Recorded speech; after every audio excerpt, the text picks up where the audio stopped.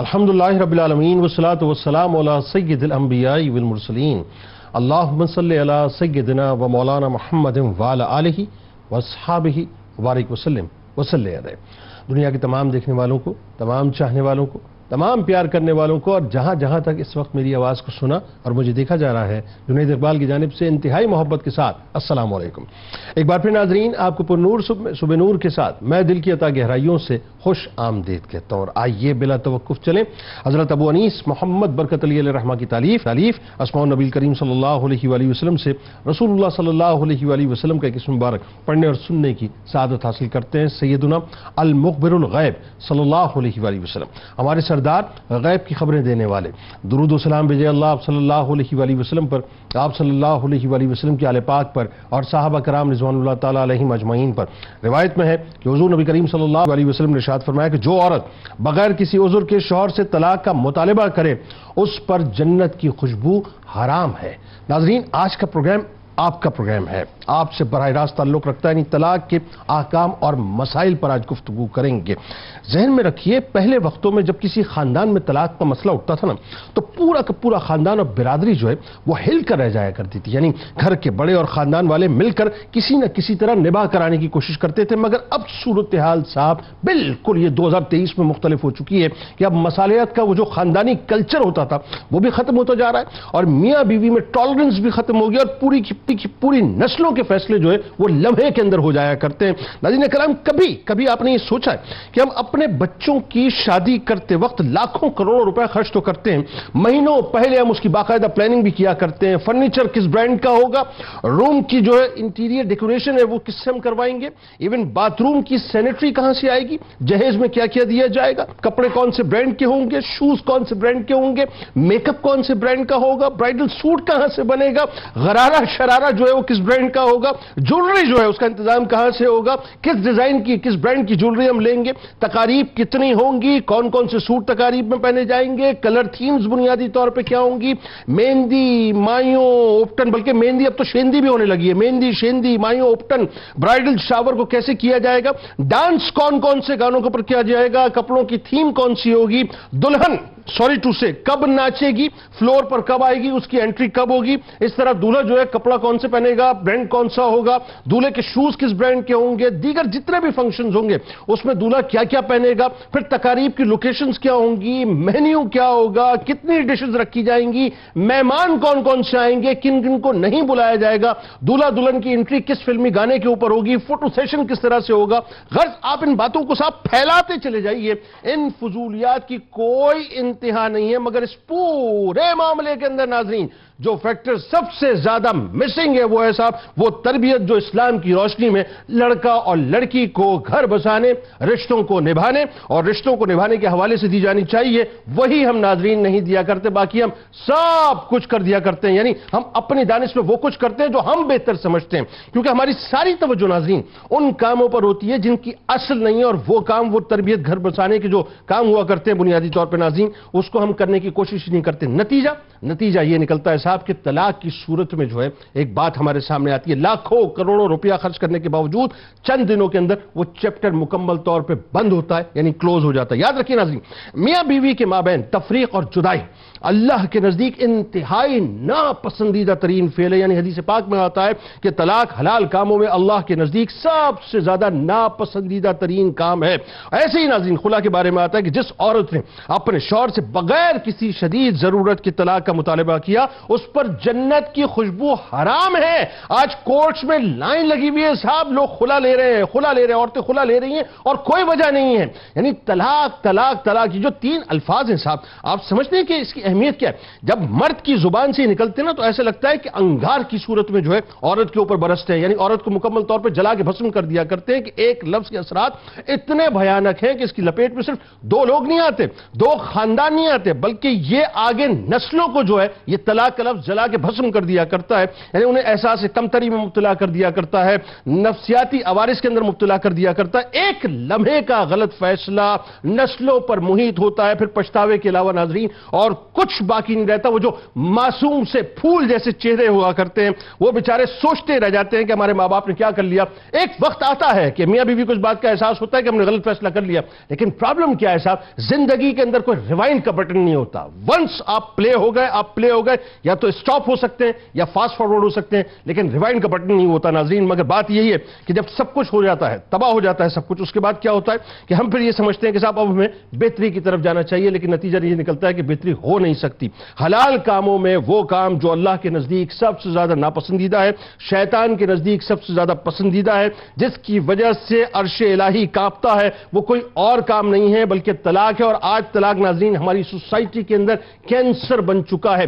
58% لوگوں کا یہ خیال ہے، یہ سروے ہے گیلپ کا، کہ جن کا یہ خیال ہے کہ آج پاکستان میں طلاق کا ریشیو بہت زیادہ بڑھ چکا ہے۔ اس کی ظاہر ہے بہت سی وجوہات ہیں، یہ صرف لوور کلاس کا مسئلہ نہیں ہے، یہ اپر کلاس کا بھی مسئلہ ہے۔ میرے نزدیک ناظرین اگر اس کی بنیادی وجہ پوچھیں تو صرف ایک وجہ ہے کہ دین سے دوری۔ اب آپ اس میں جتنی بھی وجوہات لے کے آ جائیے، چاہے اس میں عدم برداشت لے کے آ جائیں، چاہے اس میں نشہ لے کے آ جائیے، چاہے اس میں تشدد لے کے آ جائیے، چاہے اس میں بے جوڑ رشتے لے کے آ جائیے، چاہے اس میں بے روزگاری لے کے آ جائیے، چاہے اس میں فلم ڈرامے لے کے آ جائیے، موبائل فونز کا استعمال لے کے آ جائیے، ایکسٹرا میرٹل افیئرز کو لے کے آ جائیے، انا پرستی، جہیز، لالچ، احساس کمتری، کچھ بھی لے کے آ جائیے، الٹیمیٹ اس کا جو اوریجن ہے وہ دین سے دوری ہے۔ آج اس پر بات کرتے ہیں ناظرین۔ ہمارے ساتھ اس وقت 3 شخصیات موجود ہیں، یقیناً کسی تعارف کے محتاج نہیں۔ پہلی شخصیت ممتاز اسکالر ہیں، اسسٹنٹ پروفیسر جامعہ کراچی، جناب ڈاکٹر سید محبوب بخاری صاحب تشریف فرمائے۔ دوسری شخصیت ممتاز عالم دین جناب علامہ محمد طاہر مدنی صاحب تشریف فرمائے۔ تیسری شخصیت جناب ممتاز عالم دین جناب مفتی سید اویس علی صاحب تشریف فرمائے۔ تینوں احباب کو السلام علیکم، خوش آمدید۔ آغاز کرتے ہیں صاحب، بڑا امپورٹنٹ موضوع ہے اور آج آپ کو پتہ ہے کہ جس طرح سے تیزی کے ساتھ یہ صد افسوس کہنا پڑتا ہے کہ طلاق کا جو ریشو بڑھتا جا رہا ہے سوسائٹی کے اندر، مجھے تو مطلب خوف آتا ہے کہ اگلی جنریشن جو ہے وہ انتہائی انٹالریٹ قسم کی جنریشن ویسے ہی مطلب ہو چکی ہے۔ نتیجہ کیا نکلے گا اللہ نوز بیٹر، لیکن یہ کہ آگے اس پہ بات کرتے ہیں وجوہات کیا ہیں۔ سب سے پہلے جو بنیادی بات کہ حلال کاموں میں سب سے زیادہ جو ناپسندیدہ عمل اللہ کے نزدیک طلاق ہے۔ قرآن اور حدیث میں طلاق کے بارے میں کیا فرمایا گیا ہے، ذرا سمجھائیے لوگوں کو۔ بسم اللہ الرحمن الرحیم۔ یقیناً آج ایک بہت ہی اہم موضوع پر ہم گفتگو کر رہے ہیں۔ سب سے پہلے تو ہمیں یہ سمجھنے کی ضرورت ہے کہ انسان کا وجود یہاں اس دنیا میں اس کا کیا مطلب ہے۔ دیکھیے، انسان اپنی فطرت کی معراج اور کمال، یعنی انسان ہونے کو پائے گا اس وقت جب وہ ایک مثالی معاشرے کا فرد بنے۔ واہ، ویری گڈ۔ اگر آپ ایک مثالی معاشرے میں نہیں رہتے، آپ اپنی فطرت کے کمال اور عروج کو، یعنی انسان ہونے کو، آج ہم یہ دعویٰ لگاتے ہیں کہ ہیومنزم، میں ایک ہیومن ہوں، ہیومن اپنی پرفیکشن کو اچیو کرے گا مثالی معاشرے کے اندر۔ مثالی معاشرے کی بنیاد خاندان پر ہے، اور ہر تہذیب خاندان کی پرورش اور اس کو بنانے کو قانونی اور اخلاقی ضابطوں میں لاتی ہے۔ واہ۔ اب اس روشنی میں سمجھیے کہ نکاح کیا ہے۔ نکاح دراصل انسان کا خاندان میں جڑنے کا نام ہے، خاندان بنانے کا نام ہے، اور خاندان بنانے کے عمل کو اخلاقی ضوابط اور قانونی ضوابط کے ماتحت لایا جاتا ہے۔ شریعت اسلام نے بھی ایسا ہی کیا ہے کہ جو بہترین کام تھا، یعنی نکاح کا قیام، اسے اخلاقی اور قانونی ضابطوں میں ڈھالا۔ اسی لیے آپ دیکھیے کہ قرآن کریم میں اور احادیث میں اس بات پر ترغیب دی گئی کہ آپ کو نکاح کرنا چاہیے۔ اب طلاق کیا ہے؟ طلاق ان شرعی پابندیوں کا ہٹایا جانا ہے، اس قید سے عورت کو آزاد کرنا ہے جو کہ نکاح کی وجہ سے پابندی لے کر آتی ہے اس تعلق کے اندر۔ تو دراصل یہ ایک معاشرتی وائڈر پریکٹس ہے جسے اللہ رب العزت نے اور اسلام نے قانونی اور اخلاقی پرسپیکٹو میں دیکھا ہے اور اس کے ماتحت لے کر آیا ہے۔ اب اس کے حوالے سے جیسے کہ آپ نے ذکر کیا کہ کیا ہے یہ طلاق، تو دیکھیے ایک لحاظ سے دیکھا جائے تو یقینی طور پر اللہ رب العزت نے پابندی لگائی. کمپیریٹیولی اگر آپ دیکھیں اس وقت کی سلطنت فارس اور روما کے کمپیریزن میں جہاں عورت پر ظلم ہوتا تھا نکاح اور طلاق کے معاملات کے اوپر. یعنی مثال کے طور پر کیا کہ جب ایک بار آپ نکاح میں جم گئے اور ایک بار نکاح میں آپ داخل ہو گئے تو اب باہر نکلنے کا کوئی راستہ نہیں ہے. اب احکامات طلاق کو آپ دیکھیں تو یہ بلیسنگ ہے, یہ اوپننگ ہے. لیکن اس کے ساتھ ساتھ اللہ رب العزت کے پیارے نبی حضرت محمد مصطفیٰ صلی اللہ تعالی علیہ وسلم نے احادیث کی روشنی میں قرآن کریم کی آیات میں ہمیں اس بات کا علم ہوتا ہے کہ اس کا بیجا استعمال نہیں ہونا چاہیے. اور جو اس کی اسپرٹ ہے, جو روح ہے, وہ دیکھیے کیا ہے کہ اللہ رب العزت نے قرآن کریم میں ارشاد فرمایا الطلاق مرتان, کہ طلاق جو کہ جس کے بعد رجوع ممکن ہے, رجعت والی طلاق, یہ 2 بار ہی ہے.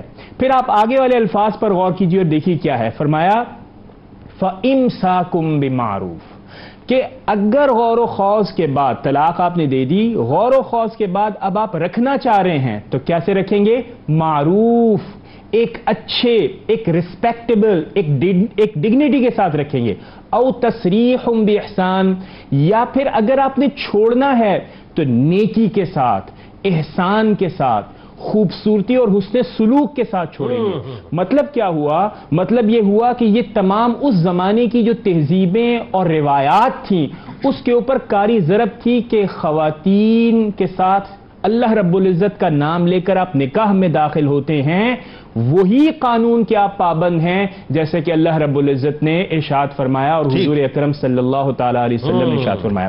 ایک اور بات جس کی طرف میں چاہوں گا کہ اس کے اوپر گفتگو ہو, وہ یہ ہے کہ طلاق بنیادی طور پر اسلام چاہتا نہیں ہے. اسی لیے حدیث جس کا آپ نے ذکر کیا کہ ابغض الحلال الی اللہ الطلاق, کہ طلاق حلال رکھی گئی. اب آپ اس کو بھی کمپیئر کیجئے ان مذاہب اور ان روایات کے ساتھ جس میں طلاق دینا ہی منع ہے. بالکل ٹھیک ہے. تو اس لحاظ سے دیکھا جائے تو طلاق اسلام نے جائز قرار دی, لیکن یہ پسندیدہ ناپسندیدہ ترین عمل ہے. یعنی مطلب یہ ہے کہ ضرورت اگر آ ہی گئی ہے تو بجائے اس کے کہ اس ظلم اور جبر کو, تشدد کو, امتیاز کو جاری رکھا جائے, حسن سلوک کے ساتھ علیحدگی کا نام طلاق ہے. لیکن کیا یہ ایک پسندیدہ عمل ہے؟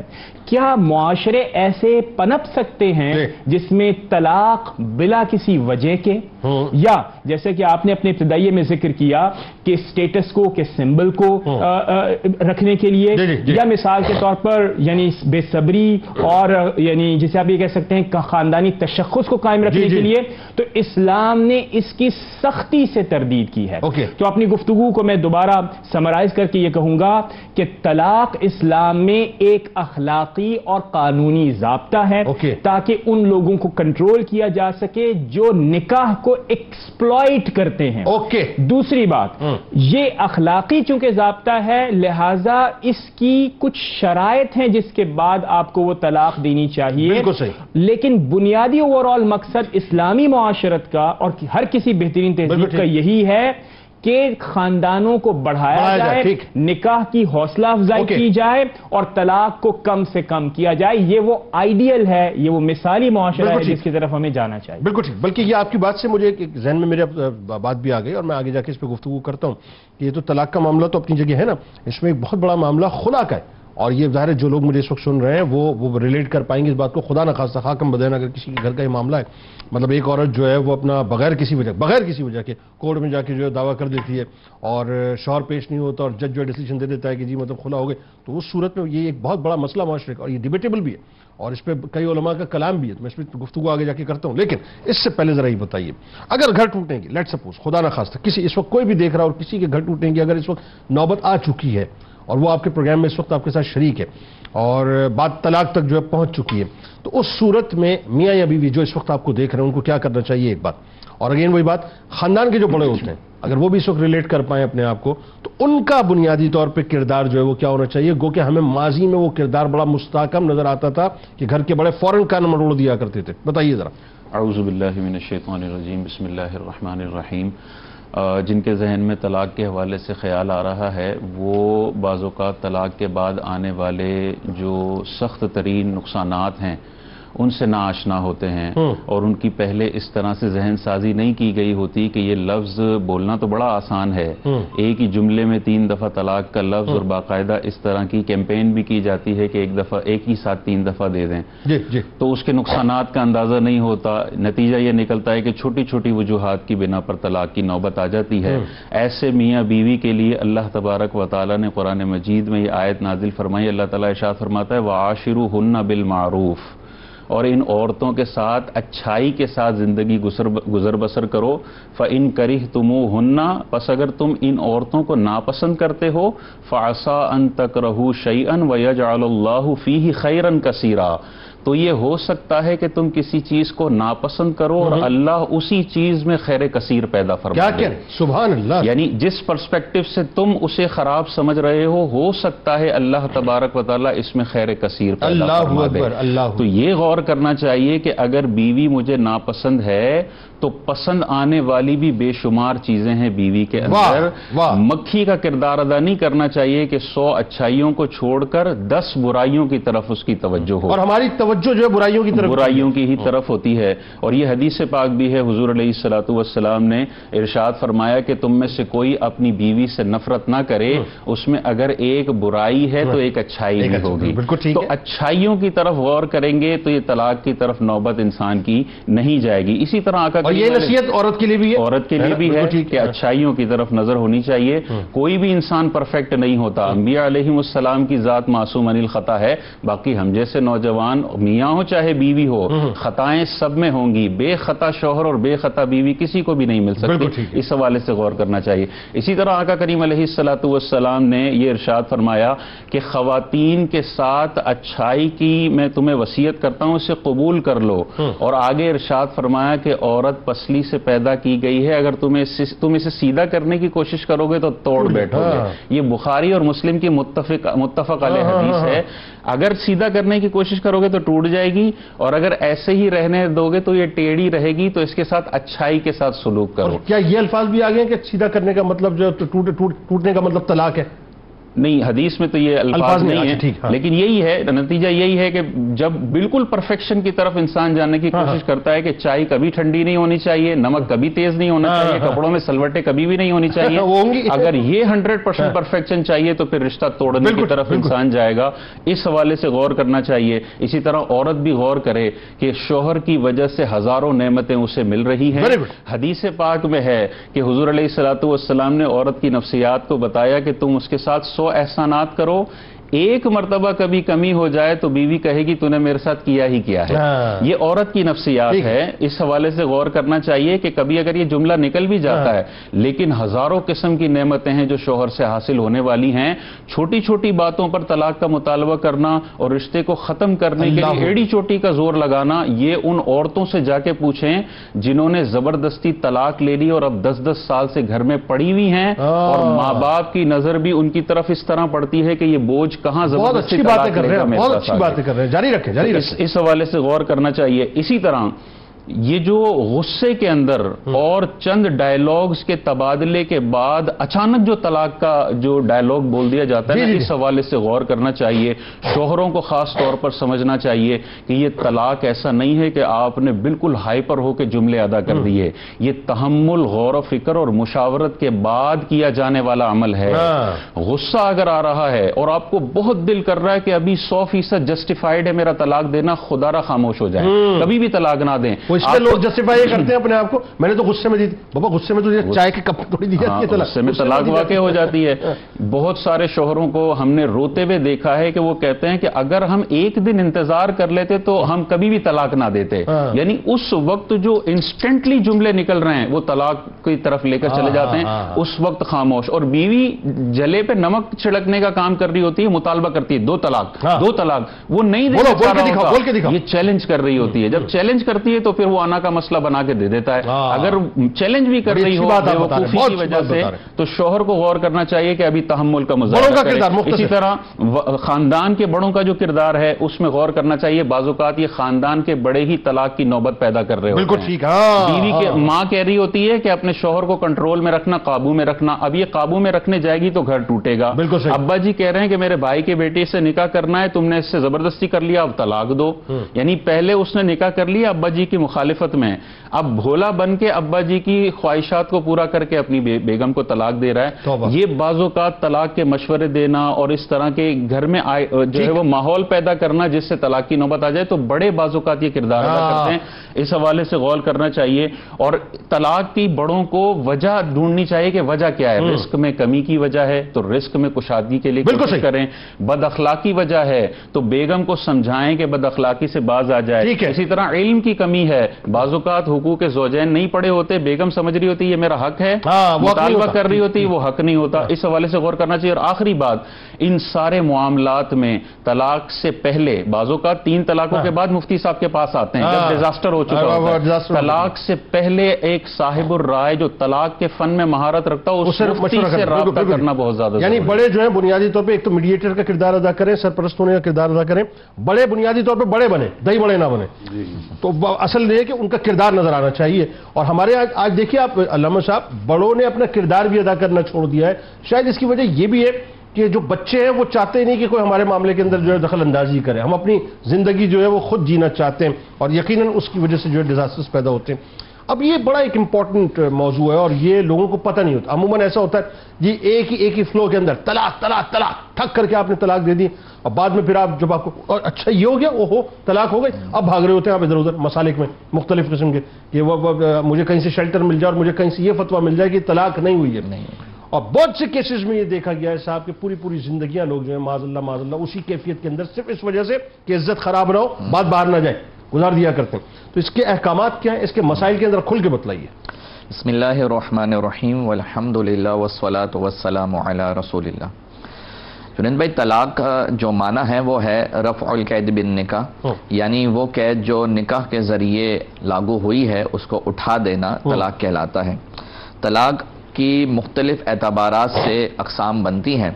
चुनाचे फ़ौरन निकाह से बाहर होने या ना होने के एतबार से अगर हम इसकी अक़साम बनाते हैं तो 2 अक़साम बनती हैं, एक तलाक़ रजई और एक तलाक़ बाइन।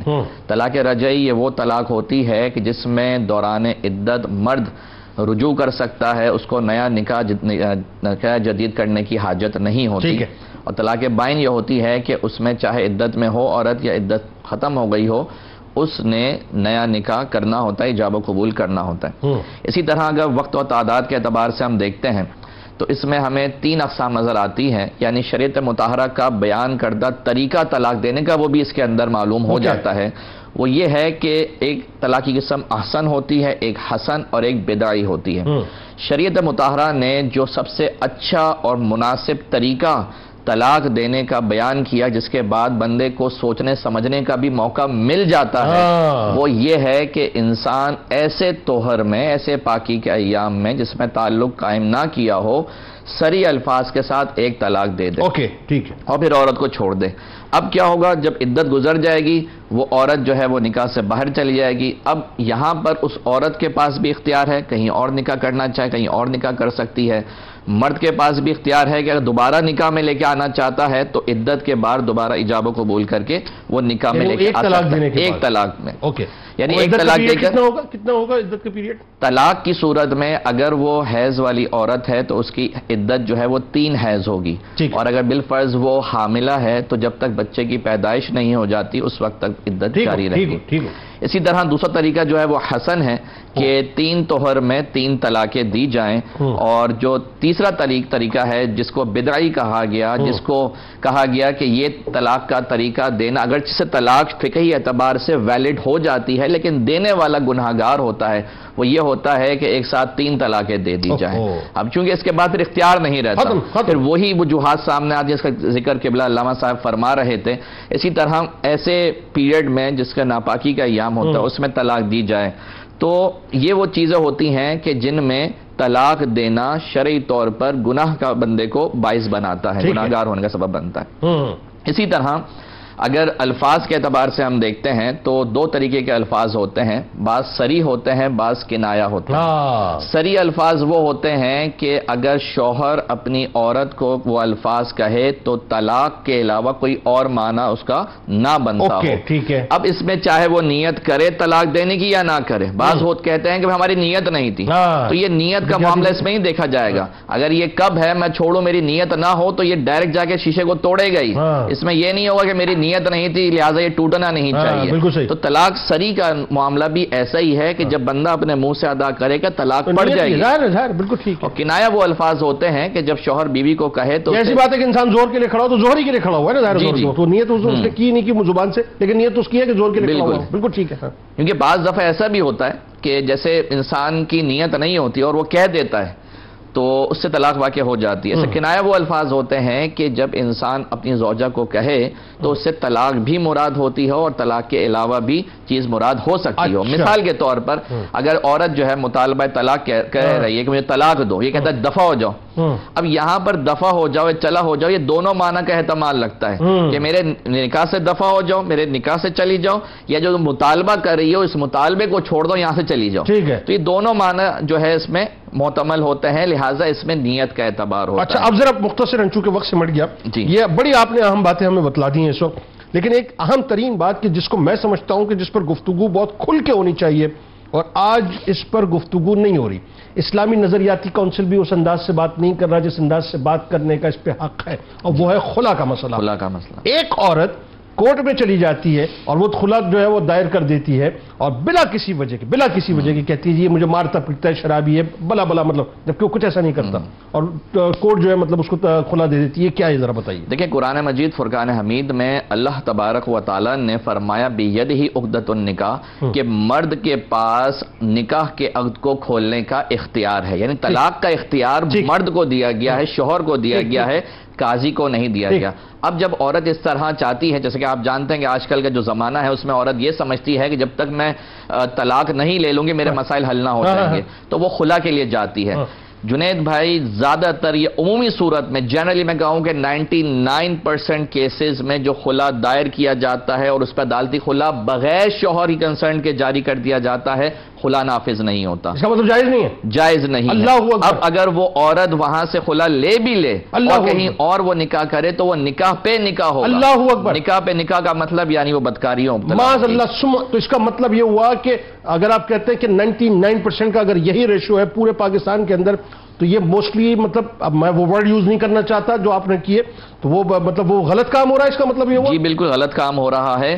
بہت ہی قلیل صورتیں ایسی ہوتی ہیں جس میں عدالت کا جاری کردہ خلا جو بغیر شوہر کی مرضی کے ہوتا ہے وہ نافذ ہوتا ہے، وہ تاثر نفس کا، وہ موسٹلی کیسز میں یہ ہوتا ہے بغیر کانسنٹ کے، بغیر کانسنٹ کے شوہر پہنچنا نہیں ہے۔ جی بالکل ایسا ہی ہوتا ہے۔ تو لہٰذا یہاں پر جو ایک بہت اچھا، ایک بہت آسان اور سہل طریقہ سمجھا ہوا ہے کہ بھئی جا کے اسٹریٹ اوے آپ کورٹ جائیں، وہاں سے اپنے حق میں فیصلہ، اور وہاں وکیل بھی کہتا ہے کہ یہ الزام لگاؤ، وہ بنا ہوا جا کے۔ اچھا تو وہ بنا ہوا ہوتا ہے نا، وہ الزامات تو بنے ہوئے ہوتے ہیں، بائی ڈیفالٹ بنے ہوئے ہوتے ہیں، وہ تو سیدھے سیدھے مطلب آپ نے اس کو کاپی پیسٹ کرنا ہوتا ہے اور وہ کورٹ میں مطلب پیش ہو جاتا ہے، وہ الزامات بنے ہوئے ہوتے ہیں سارے، بس یہ آپ نے کرنا ہے جیسا میں کہوں وہ جھوٹے الزام لگانے ہیں تاکہ تبھی آپ کو خلا ملے گا، ورنہ نہیں۔ ایک جملے میں کوئی اس کی ہے مطلب کہ جہاں پہ عورت خلا لے سکتی ہو، کوئی ایسی مطلب وے ہے اس کا؟ دیکھیں اگر صورت یہ ہے کہ مثال کے طور پر شوہر جو ہے، پہلی صورت تو یہ ہے کہ شوہر کی اجازت سے خلا نافذ ہو جائے گا، دوسری صورت یہ ہے کہ مرد جو ہے مفقود الخبر ہے، پتہ ہی نہیں زندہ ہے مردہ ہے، تو ہو جائے گا۔ اسی طرح جو ہے وہ مردانہ کوئی خرابی ہے اس کے اندر، تب ہو جائے گا۔ چوتھی صورت یہ ہے کہ اگر ایسی صورت ہے کہ شوہر بہت مارتا پیٹتا ہے اور بالکل بے آسرا چھوڑا ہوا ہے، تاثر نفقہ کی صورتیں بن رہی ہیں، تو تب جا کے وہاں پہ عدالتی خلا نافذ ہوگا۔ لیکن جو اس وقت مروج خلا ہے پاکستان میں کورٹس کے تھرو، وہ جائز نہیں ہے؟ وہ جائز نہیں، بالکل ٹھیک ہے۔ یہ کیٹیگوریکل بات ناظرین میں نے اس لیے کروائی ہے علامہ اویس صاحب سے، سید زادے ہیں ماشاءاللہ اور انتہائی معتبر عالم دین ہے۔ یہ مسئلہ جو ہے وہ بہت جگہوں سے سماعت میں آیا، کوئی بات نہ تھی، کچھ نہ تھا، بس وہ خاتون جو ہیں ان کا اپنا مزاج تھا، وہ ایڈجسٹ نہیں ہوئی، وہ انہوں نے کچھ خواب دیکھے تھے یا کہیں ٹک ٹاک پہ فیس بک پہ کسی کے ساتھ وہ اٹیچ ہو گئی تھی، اب ان کے ذہن میں تھا نہیں یہ میرا سکوپ نہیں ہے، میرا سکوپ تو کچھ اور ہے، پہنچ گئی کورٹ میں اور کورٹ میں جو ہے وہ اپنے جھوٹے دعوے کر دیا اور مطلب وہ وکیل نے بھی گائیڈ کر دیا بھائی اتنی فیس لوں گا، یہ بائی ڈیفالٹ سارا مطلب پرچہ بنا ہوا ہے پورا، اس کو آپ جو ہے دائر کیجئے اور خلا لے لیجئے۔ تو پاکستان میں اسلامی نظریاتی کونسل اس حوالے سے توجہ کیوں نہیں دیتی صاحب؟ اور کیوں نہیں وہ جو ہے وہ کورٹس کو گائیڈ کرتی ہے اور باقاعدہ مطلب ہم جوائنٹ فورم بناتے کہ جی یہ تو معاذ اللہ اگر میں کہوں تو دوسرے لفظوں میں بدکاری کو پروموٹ کیا جا رہا ہے پاکستان کے اندر. اس میں تو کوئی دوسری رائے نہیں ہے کہ ایک عورت جا کے خلا لے لیتی ہے اپنی مرضی سے اور بغیر کسی وجہ کے لے لیتی ہے, تو یہ تو سریعاً علامہ صاحب فرما رہے بدکاری ہے. اس کا مطلب یہ ہے کہ 99% کیسز میں پاکستان میں جو ہے وہ اس معاملے کو پروموٹ کیا جا رہا ہے جو کہ بدکاری پر مبنی ہے. ہماری عقل جو ہے وہ کہاں چلی گئی, یہ سمجھ سے باہر ہے. اور اسلامی نظریاتی کونسل اس پہ کیا کام کر رہی ہے میری سمجھ سے باہر ہے. درود پاک سرکار کی بارگاہ میں, ان کی آل کی بارگاہ میں پیش کیجئے. لوٹ کے آپ کو بتلاتے ہیں کہ یہ جو بڑھتی ہوئی صورتحال ہو گئی طلاق کی, اس کی وجوہات کیا ہیں, اس کو بھی ذرا سمجھنے کی کوشش کریں.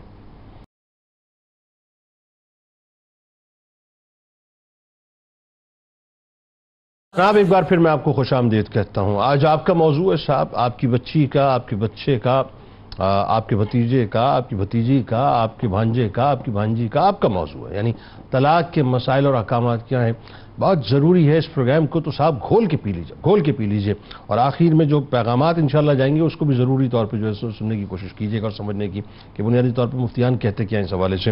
ایک بہت میں سمجھ لیجئے کہ ٹچی قسم کا, میں نے وقفے سے قبل کہا کہ لوگوں کو آ کے بتائیں گے, سوال ہے کہ یہ جو ریزنز ہیں, ریزنز کو مطلب جو ہے وہ میرا خیال ہے ڈیفائن کرنا بہت ضروری ہے کہ ایکچول ہو کیا جاتا ہے. مطلب آپ دو لوگ جو ہے نباہ کرنے کا وعدہ کرتے ہیں اور بڑی چاہ سے کرتے ہیں اور اچانک جو ہے وہ کبھی چند دنوں میں, کبھی چند مہینوں میں, کبھی چند گھنٹوں میں, اور کبھی ایسا ہوتا ہے کہ پوری عمر گزارنے کے بعد جو ہے وہ کئی برسوں کے بعد بھی جو ہے ڈیزاسٹر ہو جاتا ہے. وجہ بسم اللہ الرحمن الرحیم. جنید بھائی دیکھیں, بنیادی طور پر جس بات کو ہمیں بہت اچھی طرح سے ریئلائز کرنا چاہیے اور اکثر اوقات ہم اس سے نظریں چراتے ہیں وہ یہ ہے کہ ہمارا معاشرہ تبدیل ہو گیا ہے. مجھے یہ محسوس ہوتا ہے کہ جو گفتگو اگر ہم اس بنیاد پر کریں کہ ہم آج بھی اسی مدینہ سوسائٹی میں موجود ہیں جہاں پر لوگوں کی خواہشات دراصل شریعت کے تابع ہیں اور بڑی محبتوں کا سما ہے, تو مادی لحاظ سے دیکھا جائے تو ہماری معاشرتیں تبدیل ہوئی ہیں. Good, very good. لیکن اس کا ہرگز یہ مطلب نہیں ہے کہ ہماری سمت مادی ہونی چاہیے. Very true. بہت تو لہٰذا اب ہمیں غور یہ کرنا چاہیے کہ جیسا کہ ابھی مفتی صاحب نے بھی بتایا کہ طلاق بدعی یعنی ایک ہی لمحے میں 3 طلاقیں دینے کا رجحان, اس کی کیا وجہ ہے؟ تو اس کی وجہ یہ ہے کہ جیسے کہ میں نے کہا کہ ہمارا معاشرہ وہ نہیں ہے, ہمیں یہ جتنی جلدی مان لیں گے وہ درست ہے. تو معاشرہ کیا ہے اس وقت پاکستانی معاشرے کو اگر میں کہوں تو میں یہ کہوں گا کہ یہ فیوڈل معاشرہ ہے. فیوڈل معاشرے سے مراد کیا ہے کہ یہاں پر رہنا بلز کی پیمنٹ کے ساتھ جڑا ہوا ہے. اور دوسری بات یہ ہے کہ کیا ہمارے ہاں معاشی ہمواری ہے, مساوات ہے, تو ہم یہ سمجھتے ہیں کہ ہماری معاشرے کے اندر معاشی مساوات نہیں ہے. لہٰذا بعض لوگوں نے زندگی میں کبھی کوئی کام نہیں کیا, ان کے خاندان, ان کے پاس دولت, ان کے پاس زمینیں ہیں, اس کی وجہ سے معاشرے کے اندر وہ اپنے سٹائل, اپنی لائف سٹائل, اپنے رہنے کے طریقے سے بعض غیر ضروری خواہشات کو via media, via different practices, via different promotions, وہ ہمارے ایک عام middle class, lower middle class کے لیے نمونہ بن جاتا ہے. اور جب وہ نمونہ بنتا ہے تو ہم جو کہ مڈل کلاس اور لوور مڈل کلاس کے لوگ ہوتے ہیں ان کے لیے وہ لائف سٹائل نہیں ہے, لیکن وہ سمجھتے ہیں کہ یہ ہم بھی کریں گے. یہاں سے اس بات کا آغاز ہوتا ہے جہاں معاشرے کے اندر ایک انتشار اور افتراق کی فضا بنتی ہے. تو پہلی بات تو ہمیں یہ سمجھنی چاہیے کہ ہر خواہش کو, ہر لائف سٹائل ایکٹیویٹی کو قبول کر لینا اور اس کی بنیاد کے اوپر اس بات کو طے کرنا کہ میں نے اس کے ساتھ رہنا ہے, اس کے ساتھ نہیں رہنا ہے, یہ ہمیں ہرگز نہیں کرنا چاہیے. اسے ہمیں بڑے غور و خوف سے اور کریٹیکلی دیکھنا چاہیے. دوسری اور کیا وجوہات, اسی کے ساتھ ساتھ جو دوسرا بہت بڑا مسئلہ ہے وہ ہے مغربی اقدار کا در آنا. اور مغربی اقدار کا در آنا بھی یہ کہ ہم نے بغیر کسی جانچ پڑتال کے ہم ان اقدار کو بھی قبول کرتے چلے جا رہے ہیں. مثال کے طور پہ ہمارے ہاں اس جملے کا بہت زیادہ کثرت سے استعمال ہے کہ میں ایک جیتی جاگتی حقیقت ہوں, میرے کچھ حقوق ہیں, میں ان حقوق کو हासिल कर सकता हूं या कर सकती हूं। बिल्कुल, वेरी गुड। अब अगर ये अनक्रिटिकल है, अगर ये अनक्रिटिकल है और आप गलत जगह इस्तेमाल कर रहे हैं ना दानिशमंदी की वजह से, तो इसके रिजल्ट्स भी बहुत ज्यादा डिस्ट्रॉइंग हो सकते हैं और हो रहे हैं। मतलब अगर ये अनरियलिस्टिक है, है ना? अच्छा, अब तीसरी बात भी जुनैद भाई गौर करनी चाहिए। हम अपने बारे में दावा ये करते हैं हम तो जी मशरिकी रिवायात के अमीन हैं। क्या वाकईतन आप मशरिकी रिवायात के अमीन हैं? तो पहले जुमले पर जरा गौर कीजिए, और वो ये है कि मुआशरा बदल चुका है। दूसरी बात, निकाह के मकासद हैं, उनमें से एक मकसद आप उस वक्त पूरा करेंगे, यानी उनमें से बड़े मकासद कि ज़हनी हम आहंगी तो हो दुल्हा दुल्हन की या ज़ौजैन की। अब अगर खानदान वाले निकाह ही करें इसलिए कि मैंने पुरानी रंजिशों के ऊपर उनको दुरुस्त करना है, तो लिहाजा आपने निकाह कर लिया, बिल्कुल ठीक। दूसरी बात, अपने अपना मुआशी लैडर, यानी मैंने ग्रीन कार्ड हासिल करना है, तो आप दूसरी जगह शादी कर लेंगे। अब अगर निकाह के मकासद ज़हनी हम आहंगी नहीं है, मिजाज में हम आशनाई नहीं है, स्टेटस का फर्क है, स्टेटस की वजह से तालीम का फर्क है, तालीम का फर्क है, अगर इन वजूहात की बुनियाद के ऊपर आप निकाह करेंगे तो जुनैद भाई ये तो निकाह का मकसद ही नहीं था। अब अगर फर्ज करें इस तरह की वजह से अगर आप निकाह करते हैं कि आपने खानदान को जोड़ना था या दीगर मकासद को पूरा करना था, तो फिर उसका मतलब यह है कि आपने निकाह की रूह को नहीं समझा है, तो यकीनन इस तरफ लेकर जाएंगे। फिर जनरल हैबिट्स के ऊपर बात कर लेते हैं। हमारे यहां एक बहुत कसरत से हैबिट है और उसको हम समझते हैं कि नॉर्मल सी बात है, नॉर्मलाइजेशन ऑफ गीबत। किसी दूसरे की बात का, किसी दूसरे का जिक्र इस अंदाज में करना कि उसकी खूब आप कमियों को इजहार करें और इस अंदाज में करें कि वो नापसंद इसको करे, तो टेक्निकली स्पीकिंग अगर आप नॉर्मलाइज कर लेते हैं गीबत को, तो ये भी एक बड़ी वजह बनती है। और चौथी बात, ये जो तलाक़ बिदी के ऊपर मैं बहुत गौर करता हूं, हमारे यहां क्यों इसका कल्चर, हमारे यहां ये है तो गैर शरई जैसे उन्होंने बताया, मैं ये नहीं कह रहा कि लेकिन इसकी रीजन ये है कि हमारे अंदर ताकत के इजहार का जज्बा है कि अगर मेरी तुमने बात नहीं मानी कर दूंगा, तो मेरे पास ये ताकत है कि मैं तुम्हें अपने से जुदा। वो बड़ा अच्छा जुमला था, वो ये कर दूंगा के दरमियान जो है ना, वो एक फूंक होती है जो औरत मारती है, ये करके दिखाओ। अच्छा, कहता है मैंने करके दिखाया। अच्छा, एक तो रिफ्ट हो गया जुनैद भाई। दूसरी बात, अब आप गौर की, इस्लाम के जो आदाब तलाक हैं, ये जो मसाइल हैं, ये दरअसल क्या है, आदाब तलाक है।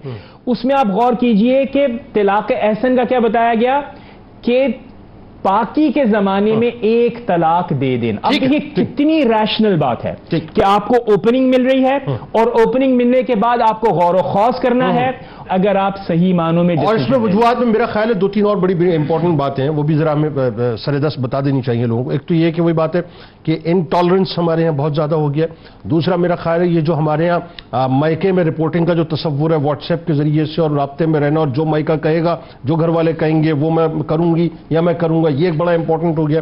फिर जॉइंट फैमिली सिस्टम में बड़े अपने मसाइल हैं लोगों के, मतलब उसको हम एक दूसरे को गिव अप करने को किसी भी सूरत भी तैयार नहीं होते, और मामला ये होता है कि उसमें भी फिर जाके तसादुम पैदा होता है कि वो जो हमें अलग रहना है, अलग घर होना चाहिए, उसमें भी बड़े मसाइल। तो अगेन वही बात है कि रीजंस बहुत हो सकते हैं। शौहर अगर मिसाल के तौर पर नशे में पड़ गया, गलत कामों में पड़ गया, अब उस सूरत में क्या करे कि पूरी जिंदगी तबाह होने वाली है, इस पर भी अलग से कलाम हो सकता है कि औरत को उस सूरत में क्या करना चाहिए। लेकिन अगेन वही बात है। अब जरा ये बताइए अल्लामा साहब कि अगर तलाक होने के बाद औरत और मर्द दोनों की जिंदगी अगर हम सामने रखें, तो आपके ख्याल में इस पर दोनों की जिंदगियों पर क्या क्या मनफी असरात हो सकते हैं? बिस्मिल्लाहिर्रहमानिर्रहीम। इसके बेशुमार मनफी असरात हैं और रुझान का बड़ा जो है वो इसमें किरदार तलाक के रुझान का इसमें ये भी है कि इन सारे नुकसानात से हमारे बच्चे आगाह नहीं होते। जब तलाक दे देते हैं तो फिर जब इन नुकसानात का सामना करते हैं तो फिर कानों को हाथ लगाते हैं और दूसरों को मशवरे देते हैं कि हमने तो दे दी है, लेकिन तुम कभी गलती ना करना। जो सबसे बड़ा जो मसला पेश आता है वो है तन्हाई का मसला, बच्चों से दूरी, बेगम से दूरी, एक इंतजार करने वाले शख्स से दूरी। ये जो तन्हाई है ये एक हफ्ते तक तो शौहर को बड़ी अच्छी लगती है कि जान छूटी, लेकिन एक हफ्ते के बाद जब बेगम की याद आती है, बच्चों की याद आती है, ये तन्हाई इंसान को डिप्रेशन का शिकार कर देती है। बेगम की हर चीज का ख्याल रखना, खाना तैयार होना, कपड़े इस्त्री होना, जब ये हर जगह पे उसे मुश्किलात का सामना होगा तो फिर इंसान तन्हाई और डिप्रेशन में जाता है। सवाल जाने के बाद नीमत का अंदाजा होता है। जी जी जी। इसी तरह जब नफसानी तकाजे की तकमील नहीं होती, अज़दवाज ازدواجی تعلق نہیں ہوتا تو گناہوں بھری زندگی کا آغاز ہو جاتا ہے. شادی کی نعمت سے آدھا ایمان مکمل ہوا تھا، یہ نعمت اب چھن گئی ہے. آنکھوں میں پاکیزگی آئی تھی، یہ پاکیزگی اب چھن گئی ہے. آوارہ نظری اور گناہوں کی طرف انسان کی رغبت بڑھ جاتی ہے جب تک دوسری طرف دوسری شادی نہ ہو. اسی طرح خاندان میں بدنامی، بعض اوقات ایک طلاق کی وجہ سے شوہر پر اور بیوی پر یہ منفی اثرات آتے ہیں کہ باقی بھائی بہنوں کی شادیوں میں بھی رکاوٹ بن جاتی ہے.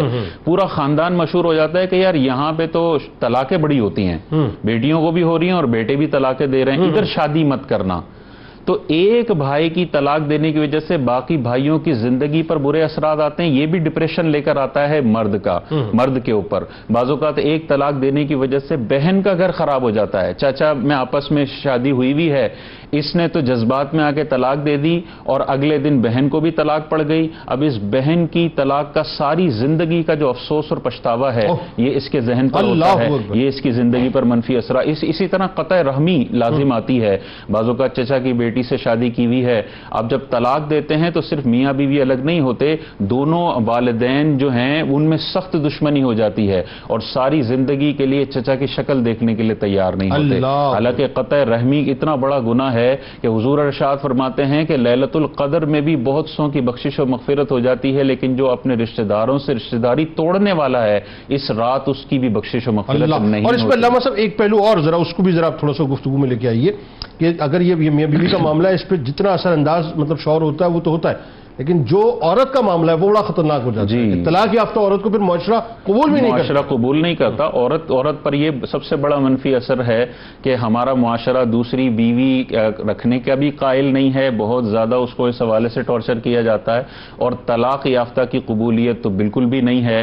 ہر وقت یہ ذہن میں منفی پہلو آ رہا ہوتا ہے کہ اس عورت نے ہی کچھ کیا ہوگا تو طلاق پڑی ہے. اب بعض اوقات شوہر کا سارا قصور ہوتا ہے، یہی نہیں بسا سکتی، حالانکہ جب وہ دوسری شادی کرتی ہے تو ایسا زبردست گھر بساتی ہے کہ دنیا اشش کر اٹھتی ہے کہ پہلی طلاق تو 1 سال میں پڑ گئی، دوسرا گھر اس نے کیسا زبردست انداز. ہمارے یہاں بیواؤں کو اور مطلقہ خواتین کو ہمیں اسپیس دینا چاہیے، ہے نا؟ جی یہی مسئلہ ہے. اب اسپیس دینا چاہیے. افسوس کی بات یہ ہے کہ گھر والے بھی وہ اسپیس دینے کے لیے تیار نہیں ہوتے. اگر بیگم کی غلطی کی وجہ سے بھی طلاق پڑی ہے تب بھی 5-5 سال تک امائیں اپنی بیٹیوں کو تانا دے رہی ہوتی ہیں کہ تیری وجہ سے تو گھر میں آئی ہے اور تجھے طلاق پڑی ہے. اب یہ ٹارچر بیچاری بچی ساری زندگی برداشت کرے اور دوسرے نکاح بھی اس کا نہ ہو رہا ہو، اس حوالے سے غور کرنا چاہیے. اسی طرح غیبتوں اور چغلیوں کا دروازہ کھل جاتا ہے. بعض اوقات طلاق دینے کے بعد شوہر کے والدین کی یہ ذمہ داری ہوتی ہے کہ بیوی کو بدنام کرو، اور بیوی کی مین کاروبار یہ ہوتا ہے کہ اب شوہر کو بدنام کرو. یہ بڑی اہم بات کر رہے ہیں آپ. حالانکہ حضور علیہ الصلوۃ والسلام نے ارشاد فرمایا کہ قیامت کے دن بدترین شوہر وہ شوہر ہوگا جو اپنی بیوی کے پاس تنہائی میں آتا ہے اور تنہائی میں آنے کے بعد بیوی کے راز اس کو پتہ چلتے ہیں اور یہ باہر جا کے راز بتا دیتا ہے. تو دوران شادی میں بھی اپنی زوجہ اور شوہر کے رازوں کی حفاظت کرنی ہے اور طلاق کے بعد بھی حفاظت کرنی ہے. اگر وہ نہیں کرے گا یہ حرام کے گناہ میں مبتلا ہے اور قیامت کے دن اللہ تبارک و تعالیٰ اس کے بھی پوشیدہ امور امت پہ ظاہر فرما دے گا. یہ آپ اتنی اہم ترین بات کر رہے ہیں کہ ابھی بہت سے کیسز میں جو ظاہر فیم پرسنالٹیز ہیں ان کی طلاقیں ہوئیں، اور ظاہر ہے یہاں تو آپ کو پتہ کنٹینٹ کا جو پیٹ ہے نا وہ تو اتنا بھرنا مطلب بہت ضروری ہو گیا نا آپ لوگوں کے لیے، یوٹیوبرز کے لیے، ٹک ٹاکرز کے لیے، اور انسٹاگرامرز اور فیس بکرز کے لیے. تو وہ ظاہر ہے کہیں نہ کہیں کچھ چٹکلا دے کے معلوم کرنے کی کوشش کرتے ہیں کیا ہوا تھا، کیوں طلاق، کیا وجہ. لوگ پھر بکنا شروع کر دیتے ہیں اپنی سابقہ بیوی کے لیے، سابقہ شوہر کے لیے. لیکن اللہ ماشاءاللہ بہت سے ایسے لوگ بھی ہیں کہ جنہوں نے پردہ رکھا اور کوئی کامنٹ نہیں کیا. تو اگین وہی بات ہے کہ یہ بھی ایک بہت بڑا مسئلہ ہے کہ ہمیں اس بات اگر خدا نخواستہ ہو ہی گئی ہے تو پردہ تو کم از کم رکھ لیں. لیکن ایک بات اس میں جو بڑی اہم ہے اور وہ میں چاہتا ہوں پہلے وہ سوال اس کو ذرا سا 2 جملوں میں ایڈریس کریں پھر آگے بڑھتے ہیں. بہت سی کیسز میں یہ بھی دیکھا گیا جو میں نے بیچ میں بات کی تھی، وہ ذرا اس پہ ذرا جامع طور پہ آپ 2-4 جملوں میں بات کیجئے کہ مرد اور عورت جو ہے اپنی عزت کو بچانے کے لیے، اپنی نسل کی وجہ سے، اپنی ناموس کی وجہ سے جو ہے کہ یار اگر یہ بات باہر آ گئی تو کیا تماشا ہو جائے گا، برداشت کر جاؤ، غلطی کر گئے لیکن اب اندر ہی اندر برداشت کر جاؤ، اللہ سے معافی مانگیں گے. اگر اس صورت میں آگے کھڑے ہو جائیں کہ طلاق دے دیے لیکن وہ پینٹ کر رہے ہیں دنیا کو کہ میاں بیوی اور ساتھ ہی رہ رہے ہیں، برسوں رہ رہے ہیں، تو پھر دیکھیں اس میں بہت ہی بنیادی بات یہ ہے کہ جب آپ نے طلاق دے دی ہے اس کے بعد شرعی طور پر طلاق ہو گئی عورت اور مرد ایک دوسرے کے لیے مثل اجنبی اور اجنبیہ ہو گئے، وہ بالکل ایک ایسے ہی جیسے کہ نکاح سے پہلے تھے۔ اب اگر وہ دنیا کو یہ ڈپکٹ کر رہے ہیں، شو کر رہے ہیں کہ ہم شوہر اور بیوی جو ہیں وہ ایسی ہی ہیں، تو یاد رکھیے زندگی میں جب جب یہ قریب آئیں گے ہمیشہ زنا میں گرفتار ہوتے رہیں گے۔ جو اولاد ہوگی ولد الزنا ہوگی، اور پھر جب اولاد کو یہ بات پتا چلے گی کہ ہمارے والدین کے درمیان تو کب کی طلاق ہو چکی ہے، لیکن یہ صرف رسوائی سے بچنے کے لیے ساتھ رہتے رہے، تو یاد رکھیے اولاد پر جو منفی تاثرات اس سے قائم ہوں گے، اور دنیا میں جو ہے وہ اپنا سر اٹھانے کے قابل نہیں بچیں گے جب لوگوں کو پتا چلے گا یار یہ تو اس کا بیٹا ہے جو یہ کام یہ فعل شنی کرتا رہا۔ لہٰذا اس سے بہت زیادہ احتیاط کی ضرورت ہے اور اس سے بچنا چاہیے۔ اچھا اب ذرا یہ بتائیے علامہ صاحب، خدا نہ خواستہ خاکم بدن اگر طلاق ہو گئی یا طلاق کے قریب ہے تو ایک لمحے کے لیے ذرا وہ میں میرے خیال سب ہولڈ کراتے ہیں سب کو، اور ایک سوچنے کے لیے ہم ان کو جو ہے وہ ایک تھاٹ دیتے ہیں کہ اگر آپ صاحب اولاد ہیں اور آپ یہ خدا نہ خواستہ فیل کرنے جا رہے ہیں، اس کے اثرات کے بارے میں بتلائیے کہ اولاد پہ کیا اثرات ہو سکتے ہیں، وہ ذرا بتلائیے۔ دیکھیں اللہ پاک نے ایسا نظام انسانی زندگی کا بنایا ہے کہ اس کے بچے اس کے جو ہے وہ محتاج ہوتے ہیں، اس کی محبت کے محتاج ہوتے ہیں۔ اب یہاں نہ صرف وہ اس اپنے والدین کی محبت کے محتاج ہوتے ہیں بلکہ والدین کی آپس کی محبت کے بھی محتاج ہوتے ہیں۔ اب اگر وہ محبت نہ ہو اور آپس میں انانیت کی جو ہے وہ ان کے اندر آگ جلتی رہے، تو یاد رکھیے وہ بچے جو اپنے زندگی کے حسین دور سے گزر رہے ہیں جنید بھائی، جس کو بچپن کا نام دیا جاتا ہے، وہ بچپن کا دور جو ہے وہ زہر آلودہ ہو جاتا ہے، وہ ٹاکسک ہو جاتا ہے۔ اس دور میں جب بچے پروان چڑھتے ہیں نا تو ان کے اوپر جو منفی اثرات مرتب ہوتے ہیں، تو ہم یہ دیکھتے ہیں کہ وہ بچے جو ہے اپنے اندر ایک کھوئے ہوئے یعنی ایک جو ہے وہ کھونے کی احساس کے ساتھ وہ جو ہے زندگی گزار رہے ہوتے ہیں۔ ان کا اگر ہم بالخصوص اگر ایسے بچوں کو اگر ہم ان کا تعلیمی گراف دیکھیں، ان کا اکیڈمک کریئر دیکھیں، تو میرا نہیں خیال کہ ہمیں کوئی میں اگر اپنی بات کروں پرسنلی کہ مجھے ایسا کوئی شخص نظر نہیں آیا، کوئی ایسا اسٹوڈنٹ نظر نہیں آیا جس کے والدین کے آپس میں ناچاکی رہتی ہو، طلاق یافتہ ہو اور وہ اکیڈمکلی بہت زیادہ ہائی فائی ہو، ایسا کوئی نہیں۔ ان کا اکیڈمک کریئر ہی تباہ ہو جاتا ہے۔ ڈیزاسٹر جو ہوتا ہے وہ مینٹلی طور پہ جو مختلف بیماریوں میں مبتلا ہو جاتے ہیں، بائی پولر ڈس آرڈر میں مبتلا ہو جاتے ہیں، ڈپریشن کے مریض ہو جاتے ہیں، اور اسی طرح ایک جو بڑی خرابی اس میں پیدا ہوتی ہے کہ ایسے بچے کرمنل ایکٹیویٹیز کے اندر مختلف ہو جاتے ہیں جب وہ بڑے ہوتے ہیں، کیونکہ انہوں نے تو ہر طرف نیگیٹو اپروچ ہی دیکھی ہے، نیگیٹو مائنڈ سیٹ ہی دیکھا ہے اپنے سراؤنڈنگ کے اندر، پھر جب معاشرے کو سرو کرنے کی جب باری آتی ہے تو کرمنل ایکٹیویٹیز میں مبتلا ہو جاتے ہیں۔ اور یہاں پہ ایک بڑی ہی حساس بات جنید بھائی، بالخصوص وہ ننھی بچیاں، وہ ننھی کلیاں کہ جن کے والدین آپس میں لڑتے ہیں، ان کے والدین آپس میں ناچاکی کے بعد طلاق کی صورت میں الگ ہو گئے ہیں، ان بچیوں کا کیا حال ہوتا ہوگا؟ اگر وہ بچیاں جب اسکول جائیں گی نا تو اس کے ساتھ میں جو اس کے فرینڈ ہوگی بولے گی تمہارے والدین کیوں نہیں آتے؟ پیرنٹس ٹیچر میٹنگ ہے، تمہارے سے والد آتے ہیں، والدہ کیوں نہیں آتی؟ یا صرف والدہ آتی ہیں، والد کیوں نہیں آتے؟ بچی کے اوپر کیا گزر رہی ہے؟ اور پھر آگے جب ہم بڑھتے ہیں جنید بھائی، جیسا کہ بات ہوئی بڑی تفصیل کے ساتھ، ہمارا معاشرہ ایسی بچیوں کو ایکسیپٹ نہیں کرتا کہ جن کے والدین آپس میں سیپریٹ ہو گئے، پھر اس کی شادی کا مسئلہ، اس شادی کا مسئلہ ہوگا، نہیں ہم نے نہیں کرنی ہے شادی، کیوں؟ والدین دیکھو ساتھ نہیں ہے۔ جنید بھائی لیول تو یہاں تک ہے کہ اگر ان کے گھر والے جب نکاح کے لیے جاتے ہیں تو دیکھتے ہیں کہ خاندان ان سے ملتا بھی ہے یا نہیں ملتا، تو وہ بچی ننھی کلیاں وہ بالکل مسل کے رہ جاتی ہیں، ان کا بالکل زندگی گویا کہ ختم ہو جاتی ہے، نسلوں پر محیط ہو جاتا ہے، نسلوں پر محیط ہو جاتا ہے۔ اسی طرح سے بات جنید بھائی طلاق کی نہیں ہے، آپس کی جو ناچاکی ہے نا، اگرچہ ساتھ رہ رہے ہیں لیکن روز روز کے جھگڑے ہو رہے ہیں نا، یہ بچوں کی اپ برنگنگ کے اندر بہت زیادہ نقصان کا باعث بن رہا ہے۔ لہٰذا آج کے پروگرام کے توسط سے ہمارے جو مشاہدین ہیں، جو دیکھنے والے ویورز ہیں، ان کو چاہیے کہ اپنی زندگی پہ غور و فکر کریں اور شریعت کے مطابق زندگی گزارنے کی کوشش کریں۔ بہت شکریہ آپ تینوں احباب کا، بہت کمال گفتگو آپ تینوں نے کی۔ اللہ تعالیٰ آپ لوگوں کو جزائے جمیل عطا فرمائے اور آپ کے گھروں کو بھی آباد رکھے، شاد رکھے، آپ کی نسلوں کو بھی آباد رکھے۔ ناظرین کرام، اس طرح کے پروگرامز جب میں کرتا ہوں تو آپ یقین مانیے میرا جو ہے نا ایک دل کی کیفیت بڑی عجیب ہوتی ہے۔ اس کی وجہ یہ ہے کہ میں تو ہر گھر کو جو ہے وہ پرندے کے گھونسلے کی طرح دیکھ رہا ہوتا ہوں، جس طرح تنکا تنکا جمع کر کے پرندہ جو ہے اپنا گھونسلہ بناتا ہے، پھر انڈے دیتا ہے، ان انڈوں سے وہ بچے نکالتا ہے، ان بچوں کو پھر وہ جو ہے وہ تاپتا ہے اور اس کے بعد بڑا کرتا ہے اور ان کے پر لگتے ہیں، وہ اڑتے ہیں۔ ہر گھر ایک گھونسلے کی طرح ہوتا ہے صاحب، تنکا تنکا کر کے جو ہے اس کو ہمارے ماں باپ جمع کرتے ہیں اور ہم ایک لمحے کے اندر اس کو وینش کر دیتے ہیں۔